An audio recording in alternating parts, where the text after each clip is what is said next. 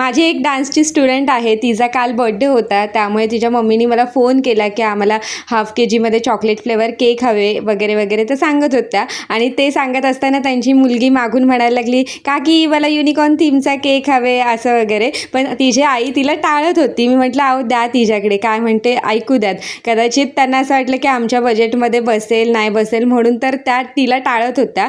पण मी तिला म्हटलं मी करेन ना नक्की तुला युनिकॉर्न थीमचा केक. आता तुम्ही मला म्हणाल की तू काय काय करतेस, डान्स शिकवतेस, मेहंदी काढायला जातेस, अजून किती गोष्टी आहेत अशा ज्या मी करत असते माझ्या डेली रुटीनमध्ये. आता ही क्यूट बडबडी गर्ल ओवी तुम्हाला मी व्हिडिओच्या शेवटला दाखवते, कारण ती स्वतःच आली होती केक घेण्यासाठी. तर चला आता आपण केककडे वळूयात. तर इथे मी व्हाईट क्रीमने केकला फिनिशिंग देऊन घेतली आणि त्यानंतर मी केकचे असे कट्स केलेले आहेत, जे मी युनिकॉर्नचे शिंग आणि कान म्हणून वरच्या साईडला लावणार आहे. व्हिडिओ पूर्ण बघा म्हणजे तुम्हाला केकचा फायनल लुक कळेल. पण हे करत असताना ना केक पूर्ण सेट करून घ्यायचा आणि मगच हे करायचं, नाहीतर मग तुम्हाला ते हँडल करता येईल की नाही हे मी सांगू शकत नाही. त्यानंतर जो कट केलेला भाग आहे त्याला मी फिनिशिंग करून घेतलं. त्यानंतर मी आले युनिकॉर्नच्या कानाकडे आणि शिंगाकडे, त्याला पण थोडंसं मी रंगरंगोटी करून घेतलेली आहे इथे. आणि ते झाल्यानंतर मी जे कलर्स उरलेले आहेत त्यांनीच मी वरच्या साईडला डिझाईन पण केलेली आहे, जसं की येलो, पिंक आणि याच्यामध्ये मी